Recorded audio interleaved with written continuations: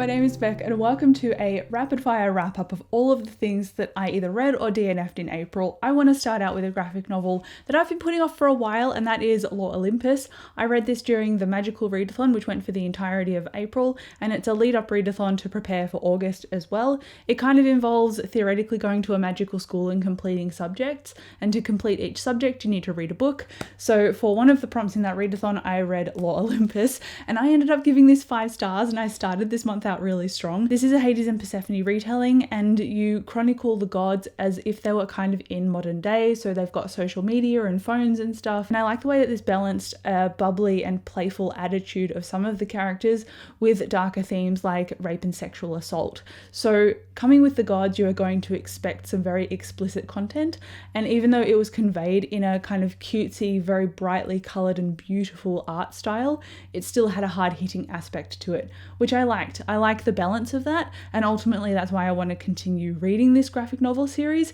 It is on Webtoon, but I prefer to read physically and buy the volumes because honestly, look how beautiful these are. I think the next one is out at the end of this year. Why is there a plane going overhead when I need to film? And then I finished an audiobook, and that is Red Rising. This is a reread for me, and I also reread Golden Sun this month as well. So 2 audiobooks, and I'll talk about them out of order because usually I go chronologically with which order I read things in, but it makes sense to talk about these 2 together, even though I've only just finished Golden Sun. So Red Rising was brilliant. It was a 4.5 stars for me, and Golden Sun was a 5, and these were the same ratings I had on my first read through. Really loosely, this series follows Darrow, and he is a red, and there is a whole colour base to this different class hierarchical system. So reds are at the very bottom, obviously golds are at the very top, and Darrow realises after a sequence of tragic events early on in book 1 that these hierarchical things that have been enforced on his people for generations, so 700 years, aren't actually true, and so he joins a rebellion against the golds.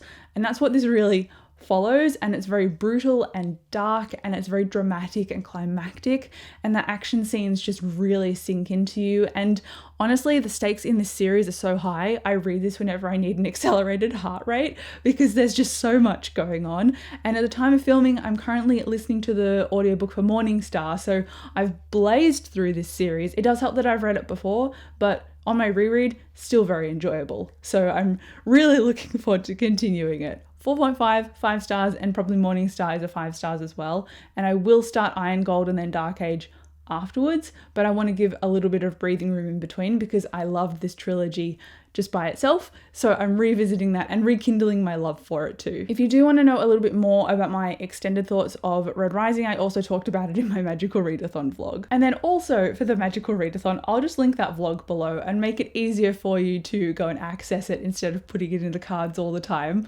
In that vlog, I also said I wanted to start Book of Colin, which is a dystopian book, and this follows a boy named Colin who has been protected by these walls for basically his entire childhood, and now something has arisen which means he has to go beyond these walls, beyond the safe place.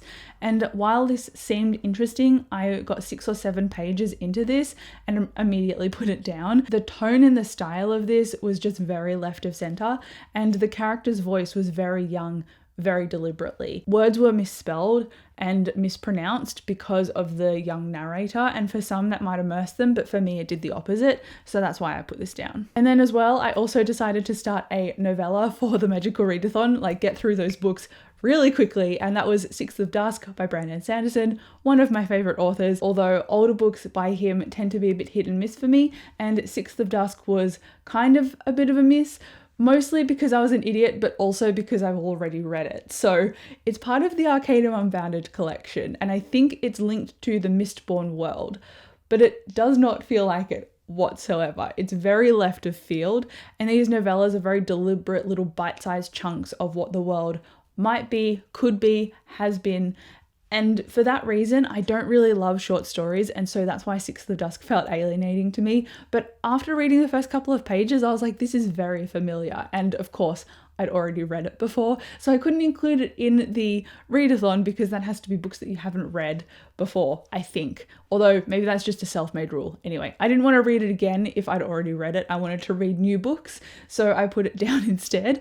And instead of that novella, I started a different novella by Sanderson, which is Defending Elysium. And that book is in the Cytoverse, which is in the Skyward series. So it is set before Skyward, but none of the Skyward characters are in it because it's, you know, a couple of hundred years before that series has even started. And it shows the genesis of how humans came to technology and how they had kind of like a war happening with the aliens at the time. And now as a result, there is Spencer in Skyward. And there's been a lot of movement and removing of things since. So I like the way that this was a bit of an origin story. I only really have some short things to say about this, and that was I don't remember the main character's name because I didn't care about him and I wasn't emotionally invested in the story. It felt very plot heavy, but if you are looking for a little bit of world building while waiting for a new Skyward book, there was some cool world building stuff in it that he used actively that you don't get to see until maybe the second or third book in the actual Skyward series. So in that aspect, the world building was cool, but everything else was just kind of interesting rather than completely gripping. So I think I gave it about a 3 stars. Maybe I gave it 2. Anyway, it was good, but not that great, and so I just moved on. I am glad that I added it to my catalogue of Sanderson books that I've read, but I wouldn't go out of my way to read it to find a new favourite, for example. And now I've got 2 books that are very heavy, so I'm going to hold them up one by one. But we've got The Promise here, which is volume 1, or a collection of volumes 1 to 3 in the Avatar world. And I loved this show when I was a kid, like a teenager, when I was growing up. This is about the Avatar Aang, and he is the Avatar who has been lost for 100 years, and he was frozen in a block of ice and broken out of that and freed by Katara and Sokka, and they are from the Water Tribe. He is an air nomad, and he is the avatar of all of the elements, so he's supposed to bring all the nations together and stop this war that has been going on caused by the Fire Nation for the past 100 years. So it has elemental magic, which is amazing. It's got brilliant characters. It does start out quite childlike in the cartoon, but it gets really dark and heavy and really into its awesome themes, and just it's so good. And so when the series ended, there were a few questions that just tickled me. They were kind of like cliffhangers in one aspect, but those questions were answered somewhat in this volume, more so in the next thing that I'm going to talk about. This was beautiful. The tone of it and the style of it and the characterization, even though it wasn't written by the guys who wrote Avatar, they were consulting on it. So it had their vision combined with a new direction, as well as capturing somehow the tone and the characters that I've loved for years. But because it didn't answer certain questions, or because I wasn't as involved emotionally as I really wanted to, like I wasn't emotionally hung up on this, even though I wanted to be. So instead of a 5 stars, I've given it a 4.5, and I loved it. But then I ended up reading The Search, which is the next collection here, and I gave this one 5 stars because it answered more depth about specific questions that I had, and it delved into a character that I absolutely adore. He's probably one of my favorite characters, but I can't really talk about him. But oh my goodness, this was brilliant. They were both brilliant, and I think the comics are still going, so even though I've read these, I've still got more to go, which I'm super chuffed about. So expect to see more Avatar content coming soon. I'm going to talk about more of them, I assume, in some wrap-up coming shortly. Okay, getting all of those out of the way, I've already talked about Golden Sun, and that was what I was going to talk about next.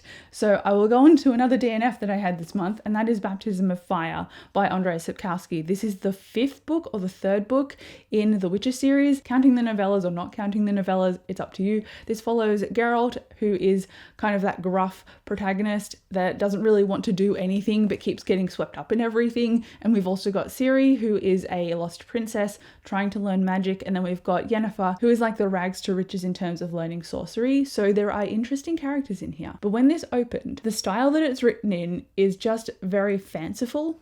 And it's not my style at all. It's very flowery, and it keeps focusing on characters that are not the main characters. They're not even previously introduced secondary characters. They're just random side characters that keep trying to give you a lens to the main character.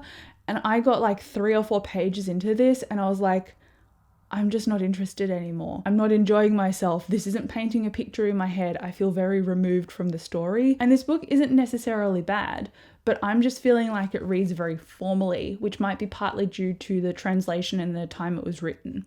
I'm just not vibing with it. I'm not feeling it. I'm not interested anymore. And I feel bad saying I'm going to continue this series when I pick this up and it doesn't hold any joy for me whatsoever. Like, I have zero interest. So I think I've done my dash and I'm permanently DNFing the Witcher series, on the books at least. With the show, I'm going to keep watching because I like the show.